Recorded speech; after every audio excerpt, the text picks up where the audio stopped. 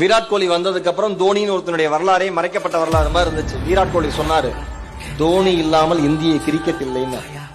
இவர் தான் world cup வாங்கி தர போறாப்ல. ஸ்கோர் கேட்டுட்டே இருக்காரு. 2003 உலக கோப்பையப்ப தோனி டிக்கெட் கலெக்டரா இருந்தப்ப ஒரு பயணி சொன்ன வார்த்தை, பின்னாளில் வெற்றி பெற்ற பிறகு தோனி அவர்கள் சொன்னார்கள், அந்த மனிதருடைய வார்த்தை தான் என்னை இந்த இடத்தில் கொண்டு வந்து நிறுத்தியது.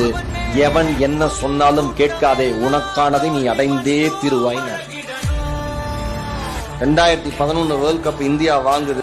3 விக்கெட்டை இழந்து ஏப்ரல் 2ஆம் தேதி 2011 சச்சினுடைய கடைசி உலக கோப்பை என்று உலகம் முழுக்க இருக்கிற இந்தியர்கள் பேசிக் கொண்டிருந்த பொழுது, 3 விக்கெட்டுகள் இழந்து இந்தியா தடுமாறி கொண்டிருந்த பொழுது, தோனி என்கிற ஒரு சிங்கம் அது வரைக்கும் களத்துல இறங்கி அடிக்கவே இல்லை.